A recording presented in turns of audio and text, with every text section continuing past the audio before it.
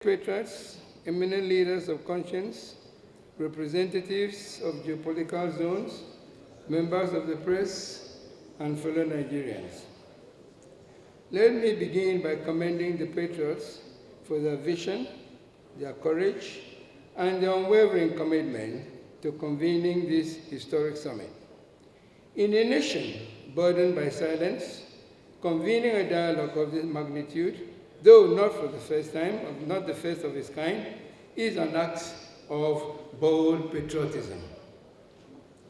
As the son of the South-South, and as one who has carried the burden of this nation's dream across many decades, I stand before you not just to offer goodwill, but to lend voice to the truth that has often been expressed and can no longer be deferred. This summit is not another routine conference. It is a defining moment. Perhaps it is the last peaceful opportunity we have to confront the fundamental contradiction of Nigeria, that we are governed not by the will of the people, but by a constitution that robs us of our sovereignty. Let us speak frankly to the state of our union, which is fractured, but not beyond repair. Our federation is in distress. Our democracy is in disrepute. And our people, the very source of power in a true republic, have become totally disenfranchised and therefore disillusioned and detached and alienated. We from the South-South region join other zones across the country who have agreed that this union is not working as it is. It can only be sustained if it is restructured on the basis of equity, justice, and mutual consent. Now, the Patriots have called us for us to examine certain things: the legitimacy of the 1999 Constitution, the viability of our current political system, the path towards restoring true sovereignty to the Nigerian people. This agenda, therefore, is not only the right one, but it is in fact the only one that matters now. We endorse it in its entirety because the truth is this: the 1999 Constitution was not the people's constitution. It was a military decree imposed without the consent of the people. The military suspended the 1963 Constitution, which remains the last legal expression of our people's collective will and agreed terms of condition for staying together. That Constitution, I'd like to emphasize, was suspended. It was never repealed, proscribed, or abrogated.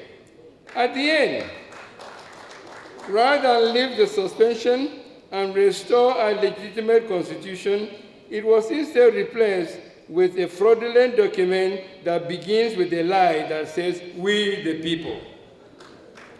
This document was not even submitted to the National Assembly for adoption or ratification before it was put into use. The people of Nigeria were not consulted. We did not consent. It was foisted on us, and our sovereignty was therefore stolen. Now, let us look at why our present political system cannot work. We are running a democracy where election results are determined not by the ballot, but by various other undemocratic means. Representatives and leaders are selected by a few and imposed. They are not elected. Power flows from the party barons and not from the people. Public service is privatized for profit, to individual profit, and not for national purpose. This is not democracy. This elite authoritarianism with scant democratic decoration on it. And the people know it. That is why voters' turnout declines, as we saw in the last election in Lagos. That is why trust in the government is dead. This has been exacerbated by the departure from a functional federal system to an imperial presidential unitary system, which we practice at the moment. Unless we act now, we reverse this situation, the country is bound to go into fragmentation.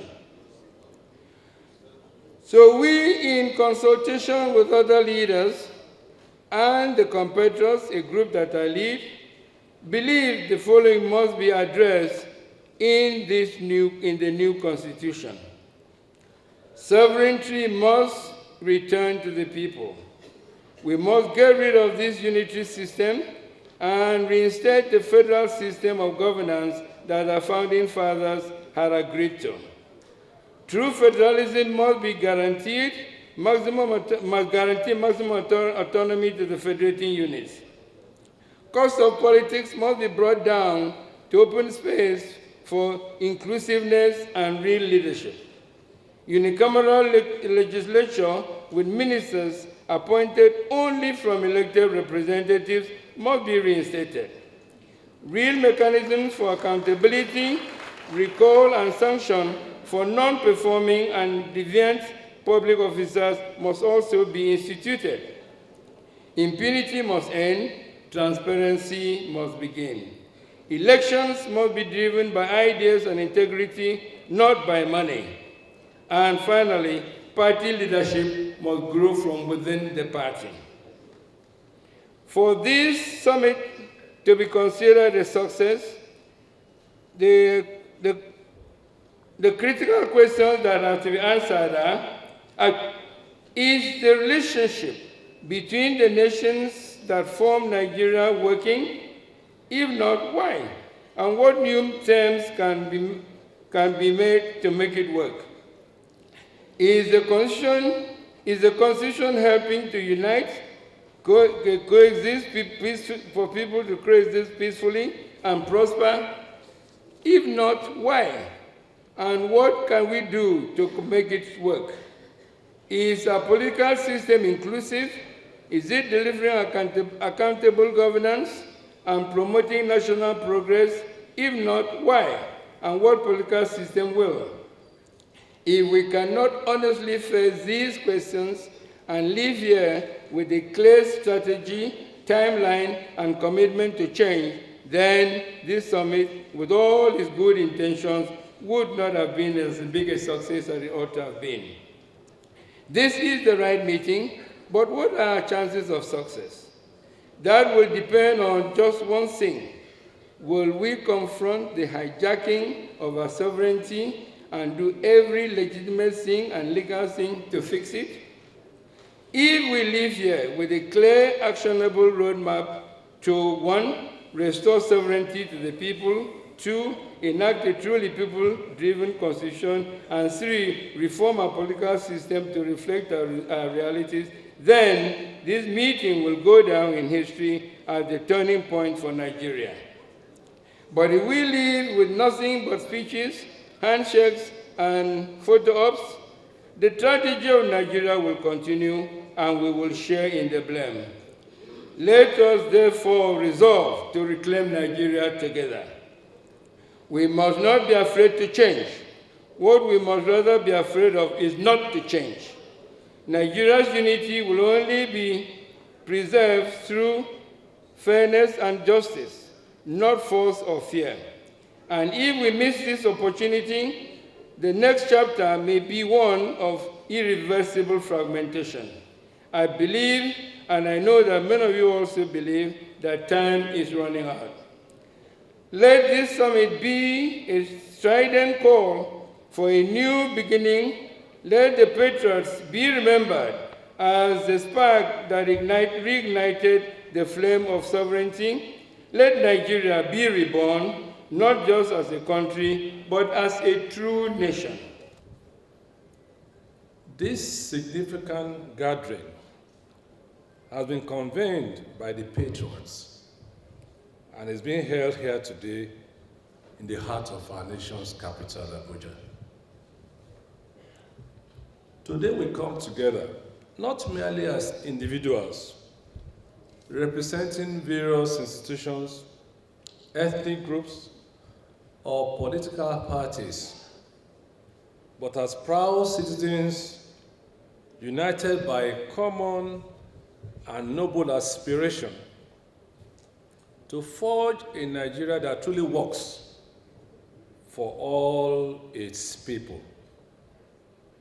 We gather as a group of patriots, although with differing ideas and perspectives, yet deeply committed to helping shape a Nigeria that we're all proud of. This moment marks a significant step in our journey towards unity, progress, and national development. By standing together today, we reaffirm our shared dedication to the ideal of fairness, justice, and equity, which are the foundation of a truly great nation. This summit is a citizen-driven constitutional intervention stemming from months and even years of relentless advocacy, extensive consultations, and a growing sense of public urgency. We are here because, as we have been told, the existing structure established by the 1999 Constitution has consistently proven to be inadequate in effectively addressing the core issues related to governance, equity, inclusion, and national cohesion. Our agenda for the coming days is ambitious, but aims to be straightforward and focused. We will scrutinize vital themes, including the organization and structure of the Nigerian Federation, the role and functioning of local governments and traditional institutions. We will look at resource control and fiscal federalism, electoral reforms and judicial reforms, of course, security concerns nationwide, and the rights and responsibilities of citizenship in a democracy in the 21st century. More importantly, we will work diligently to ensure that no voice is too small and that no group is left behind. This summit is multi-generational, spanning different regions and inclusive of various sectors, truly embodying the Nigeria we aspire to build. To our young people, your presence here is a compelling reminder that the future of this nation undoubtedly rests in your hands. To the women, our committed civil society actors, our highly esteemed traditional rulers, and revered religious figures, your insights, viewpoints, and contributions are not only valuable but essential to shaping the path forward. Your involvement and voices are crucial in building a brighter, more inclusive, and resilient future for all.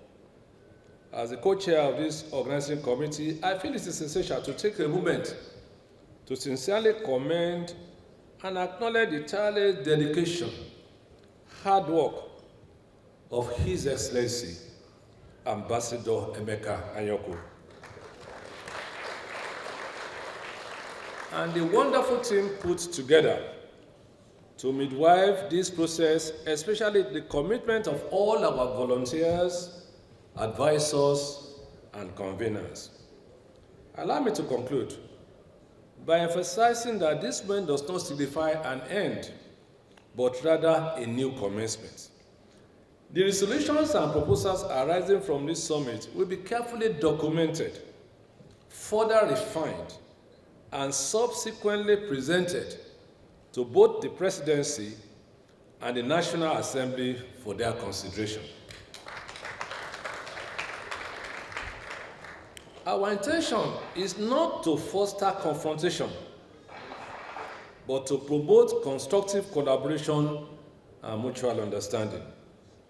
It is imperative that we persuade our leaders through reasoned argument, consensus building, and compelling evidence that Nigeria is in dire need of a new constitutional framework that reflects the aspirations and realities of all its citizens. Lastly, let history record that in 2025, Nigeria came together not to complain, not to incite, but to build a framework for the country we desire and deserve. On that note, once again, I welcome you all warmly. I invite us to proceed with the seriousness, respect, and resolve that this moment demands. Let me finally thank the President and Commander-in-Chief, Asiwaju Bola Ahmed Tinubu, GCFR, for providing an enabling environment for the summit to hold. A nation's constitution, as the fundamental law, must reflect the history, the constituent, and the aspiration of its people. It must be sacrosanct. From my experience in operating our constitution, I will be the first to point out some areas of our constitution that need amendment. However, for me, no constitution can be ever regarded as perfect. But whatever the strength or weakness of a constitution, the most important issue to my understanding and experience are the operators of the Constitution. The best constitution can be perverted and distorted by the operators. And we have experienced that all over Africa, Nigeria not exempted. I am more concerned about the operators of the Constitution to lead in good governance and promotion of welfare and well-being of the citizenry. No matter what you do to the Nigerian Constitution, if the operators of the Constitution for the past 1 decade and a half remain unchanged and continue in the same manner, the welfare and the well-being of Nigerians will continue to be sacrificed on the altar of selfishness, self-centeredness, corruption, impunity, and total disregard for the Constitution, decency, morality, integrity, and honesty. At this crucial time, the operators matter more, and the searchlight should be on them. When we get the right operators, they will give us the amended or new constitution close to what we need to make every Nigerian a proud stakeholder of the project Nigeria.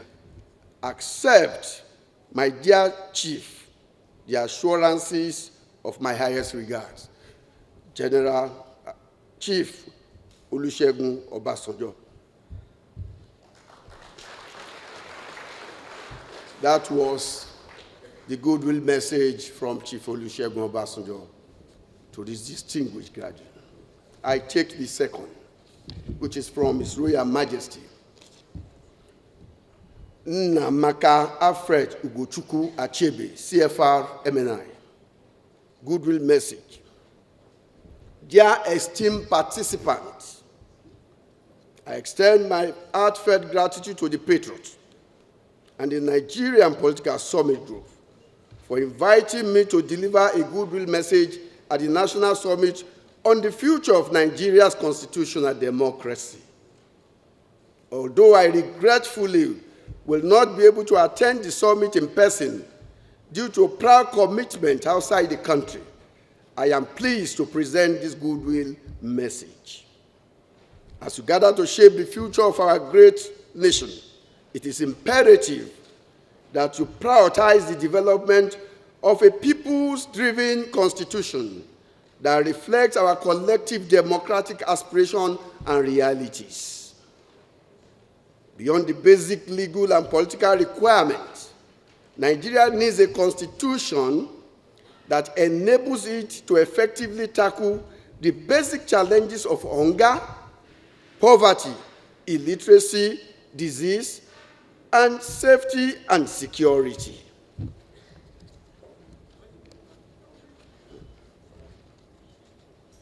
Key principles for a better Nigeria. 1, inclusivity. Our constitution must be inclusive, ensuring that every Nigerian has a voice, an opportunity to contribute to the nation's growth and development. 2, accountability. We must establish a system that will promote accountability, transparency, and good governance.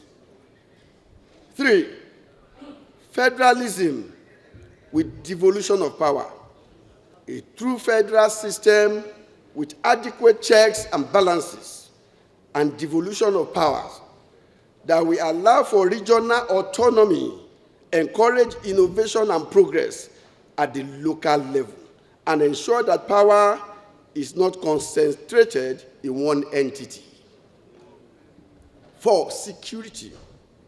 Our constitution must prioritize the safety and security of Nigerians, addressing pressing issues like internal security and ensuring that our nation is protected and stable. 5, socio-economic development. Our constitution should prioritize the well-being of Nigerians, ensuring a level playing field for all citizens, and addressing pressing issues like hunger, poverty, illiteracy, and disease. A call to action now. As leaders and stakeholders, you have a collective responsibility to ensure that our constitution serves the interest of all Nigerians. I implore you to work together to make contributions towards creating a framework that promotes unity, justice, and prosperity for our great nation. Conclusion. I express my gratitude to the organizers of this summit and hope that it will be a productive discussion that will shape the future of Nigeria's constitutional democracy. May God bless our nation and guide us as we embark on this critical journey. Namaka A. Achebe, CFR MNI, Obi of Onitsha, 12 July 2025. I thank you very much for listening. Thank you so much. The 1999 Constitution, the way it is written, is written in a very masculine language because it keeps saying he. There's no she. And of course, the Nigerian men interpret it as he. So when you say chairman, for instance, everybody, even in the political parties, they believe that the chairman must be a man.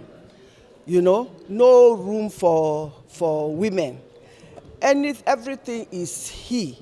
And the women have been, agitating. The women have been asking. The women have been screaming and demanding that it should be made, gender friendly. So where you see he, you should know that it includes, the interpretation says it includes she. But Nigerians don't interpret it like that. So be explicit. So you either say she that includes he, because he does not include she. Abi, he is a she. There is no she there, but she includes he. S-H-E, you will find he there. So it's either you change it to she, although anywhere you see he, put she. But that's on the lighter side. But the seriousness is that Nigerian Constitution does not favor the female gender. And Nigerian women have been asking. You remember last year, the Nigerian women came out and asked that just a few clauses in the constitutional amendment, should be changed, to accommodate women. What happened? They threw all the 5 asks of women, all the things that women asked for, they threw them out. Now they are back again. We are back again. We are even back to asking that special seats should be created for women in the National Assembly. Because when we were advocating, we are going to ask them to give us space in the National Assembly. They would send us back to our political parties. The political parties, of course, they don't give women opportunity to get the tickets to run. And then we said, let it be done legislatively now. It can be done legislatively. Include special seats for women. We are going up and down now, and I hope that it will go.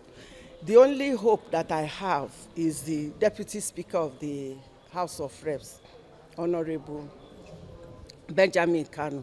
He's the one that is, at the forefront, supporting us. I hope that he has enough clout to be able to push it for us. Let us have special seats so that there will be more women at the Dome. The Dome is the National Assembly, where decisions that have to do with life and death, has to do with the lives and well-being of Nigerians are taken, so that you can hear the women's perspective, the women's point of view. Because he who wears the shoe knows where it hurts.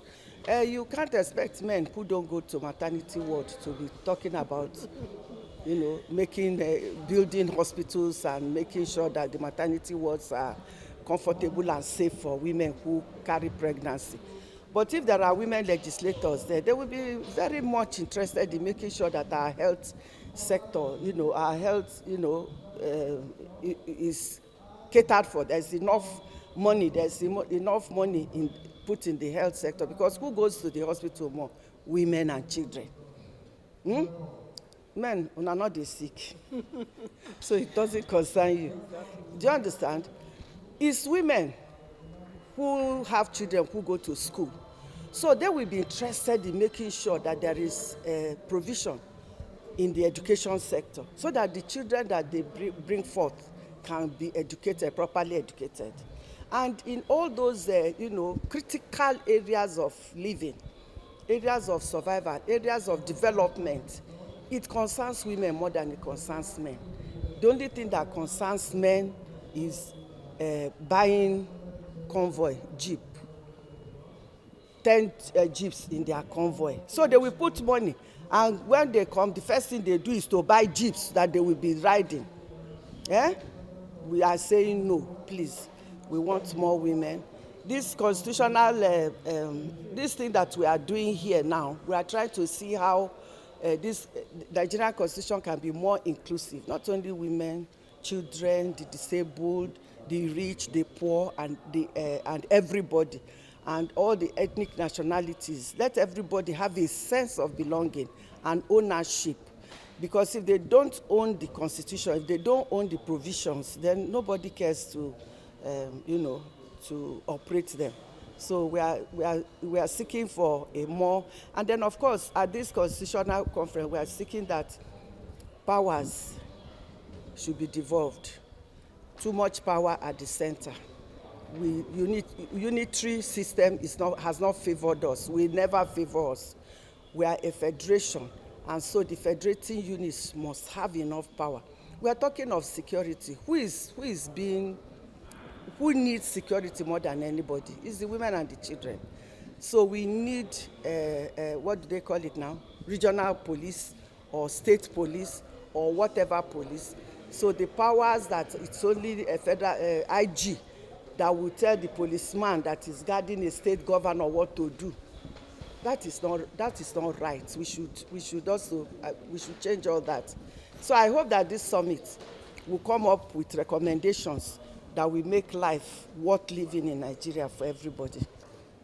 The problem was that after the 1960 Constitution, which was an addressing council, problems started. And the problem then was that the control of Nigeria, they wanted to know whether it's going to be by the north or by the south. But the British succeeded essentially to provide a division between the Muslim north and the Christian south. They forgot that there are lots of Christians in the north and also lots of Muslims in the south. But that became something that, till this date, we have not been able to overcome. And we still talk about North and South. But what the 1960 Constitution provided for everything we wanted. And I'm sure that if we had kept to that Constitution, we would have been better off than we are today. Now, the first mistake we made was the question of eliminating the British Council, the House of Lords, as the ultimate body to look into our judicial system. And if you look at the judgment that the Privy Council delivered at that time, you see it depends on the side you belong. You're either the Democrat or those who believe in something different. However, immediately after independence, the Constitution was tampered with and in some cases was even ignored. For example, the state of emergency in Western Nigeria. There was really no provision for that, but somewhere some brilliant Nigerians dug out some documents of the British government, which gives them the right, as they say, to declare Western House suspend Western region. Well, those of us who are from the Midwest benefited when the Midwest was created by the administrator of the Western region at the time, Kodumi. But after he completed his job, he just disappeared from the scene. Also, the others were not made correctly, and nobody bothered anything further. And that has been the habit and our difficulty till this day. We have been making moving constitution, but I've come to the conclusion that our problem was that we didn't develop our political parties. Because if we had, we could have been a better place. India did. It took them almost 300 years to succeed in doing that. So even though we've only not too long ago we got our independence, I think it is right for us to now concentrate as a state of emergency to develop our political parties. I am sure, and I still say it, that if the parties of the past, the NCNC, the Action Group, and the MPC, had been allowed to exist, Nigeria today would have been a different country. Because the essence of parties and the development. I had written something which is being circulated, that Nigeria are in the search for democracy. Because strictly speaking, I have problem to understand the type of democracy which, as a British officer, we had, and the different one now that is given to us. And I had to mention this question of, I had to mention the issue of state of emergency because it was a weapon in the hands of the colonialists. And the thing is that this day, some of Nigerians still think we are a colony and we should still be treated as a colonial subject. I was a member of the Abubakar Ado Constitutional Review Committee, which was set up under IBB, in which we also reviewed the Constitution of 1979, which had all that is required, but I got the impression, being one of the few still alive, that the whole concept was to make democracy difficult. We talk about democracy, and we make our electoral commission tell us that they don't want to use technology. I'm fortunate to have been in the football team of this country, And technology has helped to promote fairness in sports. And to suggest now that the law does not authorize or makes it extremely difficult for some of us, even though we are lawyers. We found out that, like when the British trained us, you had a choice to learn how to play the game according to the rules. But by the side, you are told how to foul somebody, get him down. Some people use that as a weapon, and that's what has happened to our country. Most people now think that to do the right things, you are wrong, that the system and the society makes it difficult for you to do the right thing. Well, we cannot progress if we do not do the correct thing. And some of us who still stick, my qualification is not what I have done for government, but what I have refused to do for government. But it's never included in my CV because, and I'm not qualified for national honors because I haven't served the government in that direction. So the object of the exercise, I believe, is that it is time. We are lucky. We are very lucky to live. And I believe that we are leaving one stage for another.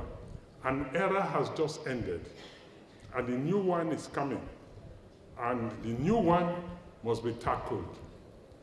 And before I conclude, I want to say I am a made-in-Nigeria product. I attended St. Luke's School, Jos, Immaculate Conception College, Benin. I did my LLB at Coca and my BL in Babbage. I am a made-in-Nigeria. So anybody suggesting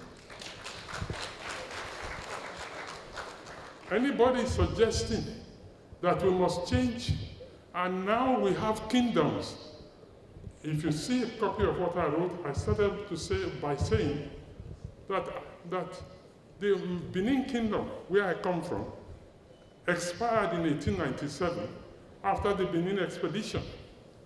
And anybody suggesting that we should now go back to that, I find it difficult to adjust. Anyway, I don't have too much time to live, so I pray to God that it may never happen, that we now have Benin as part of Nigeria. In conclusion, the signs are going on. I can talk here for 1 hour, but the signs are going off. We need to sit down and reconsider. We need an Oputa too, so that we can open up to ourselves. Because Oputa did not complete its job. And I hope that in our recommendations, we'll include that so that for the consideration of those who have authority to make these laws. Thank you, and God bless. Thank you very much. Present to Senator Aminu Oziri Tambo, so I will read his own speech, but I'm also a delegate for this summit, so there will come a time when I'll come and say my own view on this matter. But for now, I'm just going to read his own statement.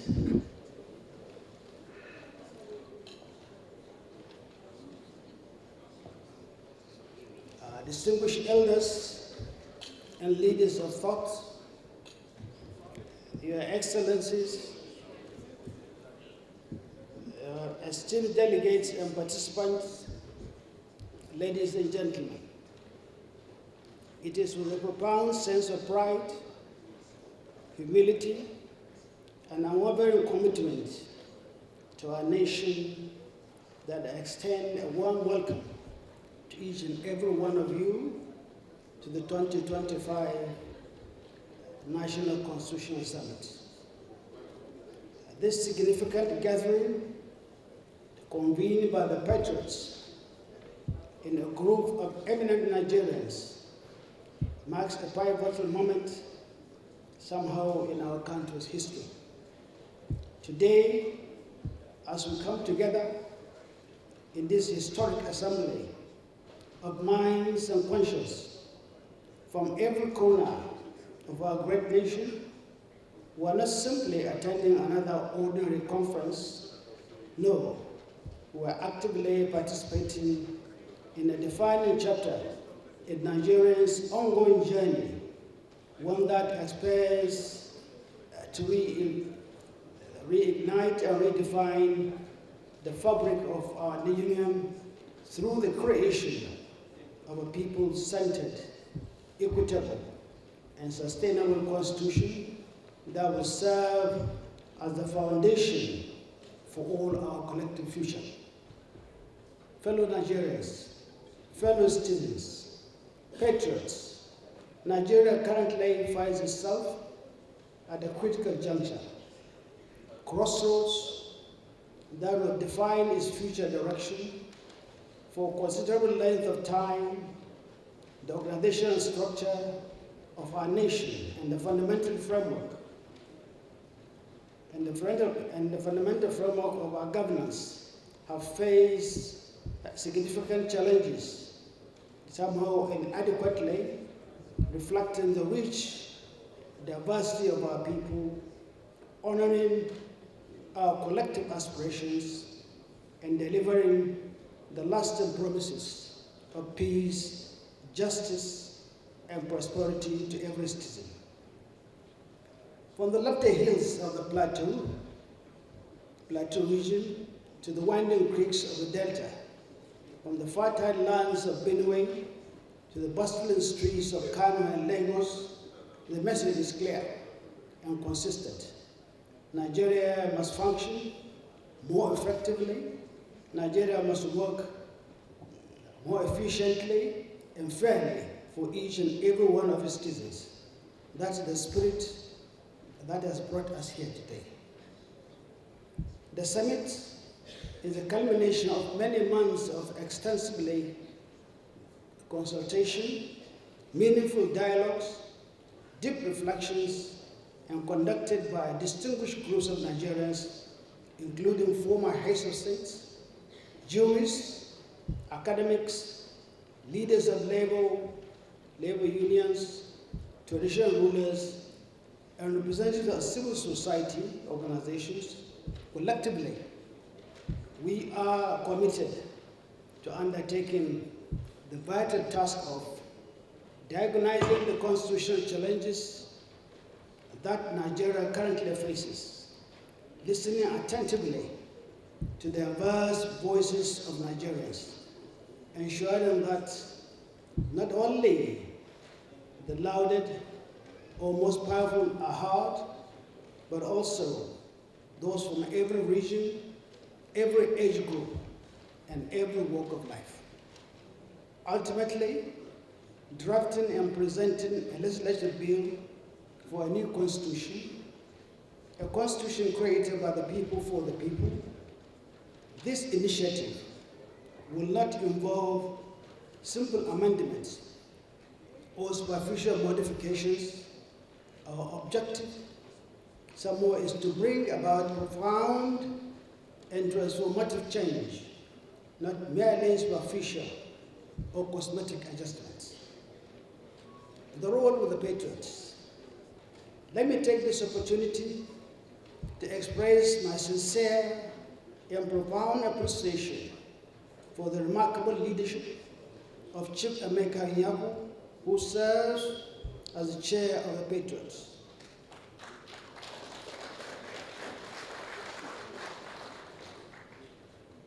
My big uncle or brother and co-chair of the organization,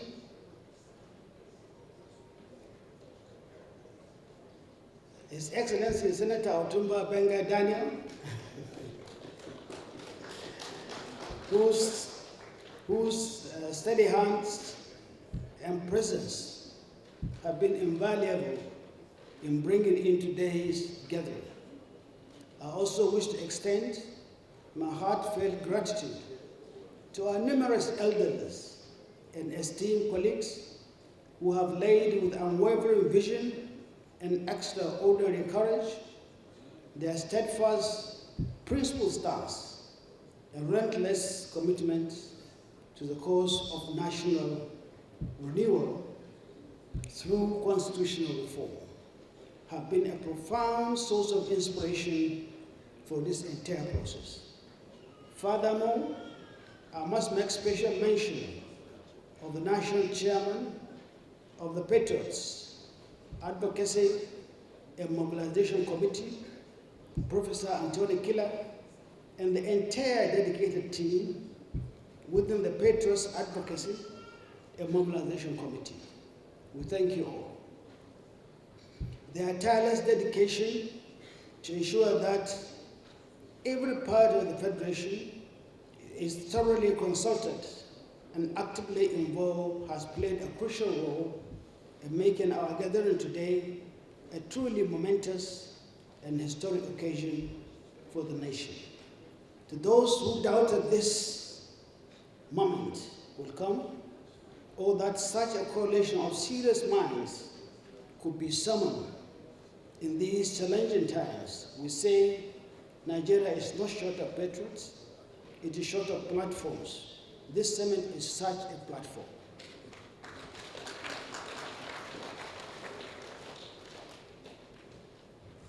I would like to appeal for an open mind and honest dialogue. Let us be clear. The issues before us are not straightforward or simple. They are as old as our federation itself and as intricate and multifaceted as our collective history. Nonetheless, we must confront them with complete honesty and a sense of humility about our limitations and an unwavering sense of hope for the future. We should engage in debates and discussions with conviction and passion, but never with contempt or disrespect for differing opinions. It is natural to disagree. In fact, disagreement can be a healthy and vital part of progress. However, it's essential that we do so always with the overarching aim of maintaining the unity and the purpose that bind us all together as a nation. In closing, let this be remembered at the historic summit at which Nigeria rose above partisan division, ethnic differences, fear and hesitation, and embark on the path towards establishing a new constitutional order, a federation that functions quite effectively, and a union founded on mutual consent and a democracy that really serves its people. On behalf of the organizing committee and all our partners, I extend a warm welcome once again to everyone attending the summit. It is my sincere hope that our discussions and deliberations will be fruitful and constructive, that will keep our hearts and minds open to the new ideas and perspectives, and that our collective determination remains unwavering. Well, this national summit on the future of Nigeria's constitution is not just about the South-South, it's about Nigeria. It's about bringing the people of Nigeria together to speak to ourselves, and led by a venerated and much respected person as Chief Emeka Anyoko, at his age of over 90 years, bringing us together and bringing people of like age and like national commitment gives us, some of us, the younger people, a lot of inspiration to be here. But for us, we believe that dialogue, discussing to understand ourselves, is sine qua non. It's a basic fundamental for us to build a country. You see, before independence, between 1950 and 1960, one thing that our fathers exhibited was that power of dialogue. They had what they call a Ibadan Conference, 1950. And after that, we had the McPherson Constitution. After that, we had the Littleton Constitution. After that, we had series of constitutional talks in Lancaster House and in Lagos. finally the independent constitution of 1960. Then there was the parliament where the 1963 constitution was debated. All these were processes of dialogue. I always give an example, the example of Pakistan and India.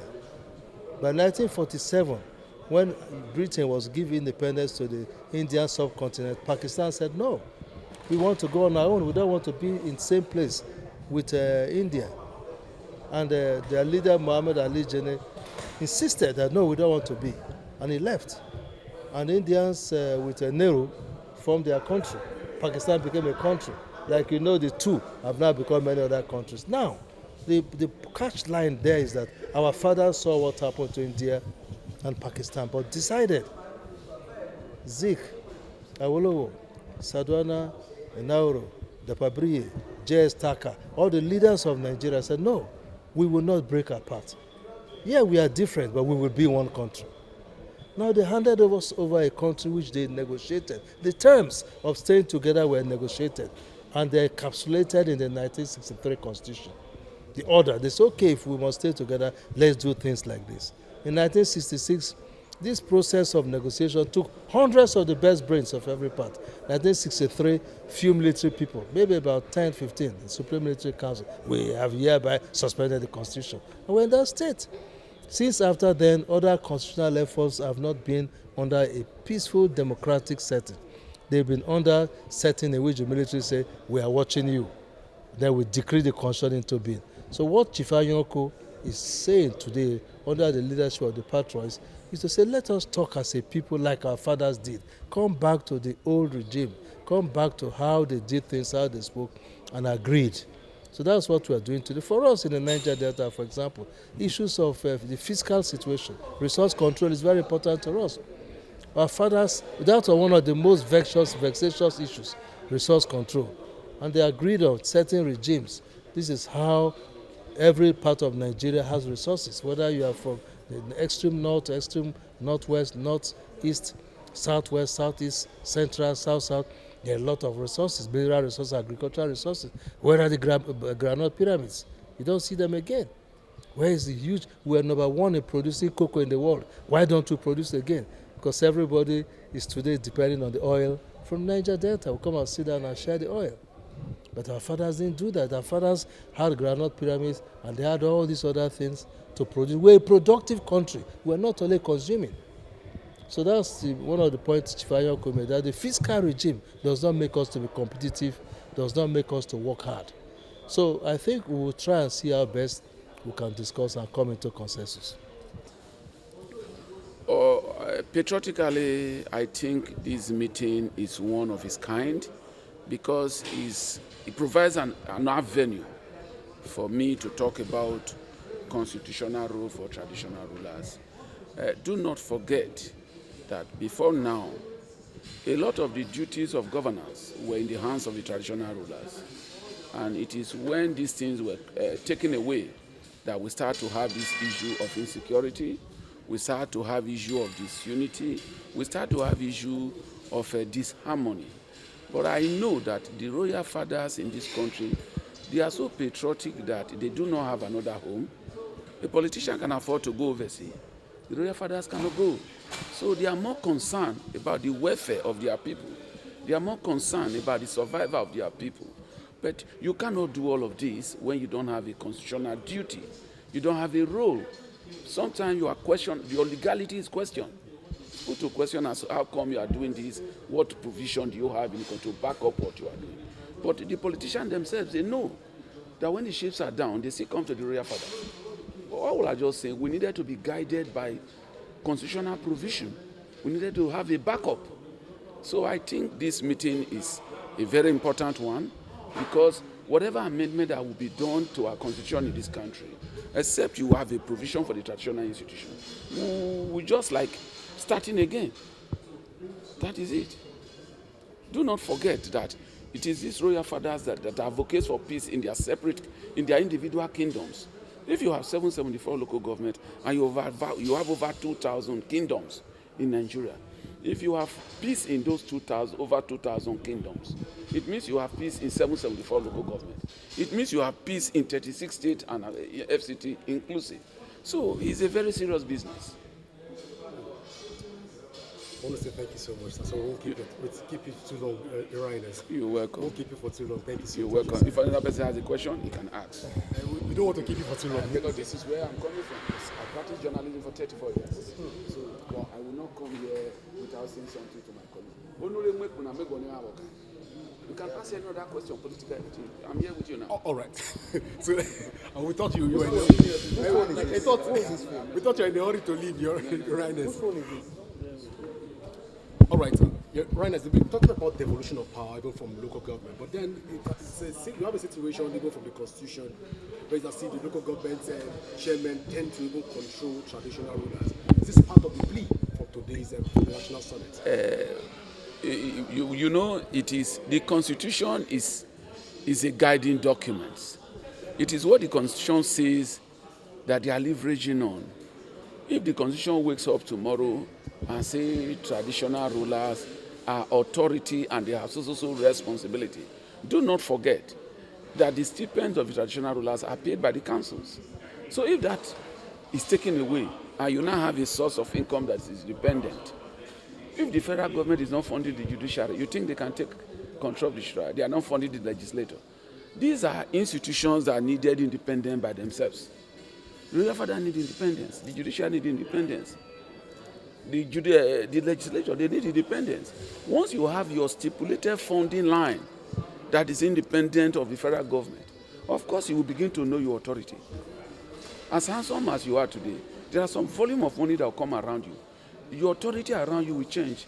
You begin to want to add more color to what you have already. It is the power of money. It's the power of authority. That is how powers are used. You just have it and you know how to use it. Don't worry. When we have the authority, we will know what to do. We will know how to defend ourselves and defend our institution.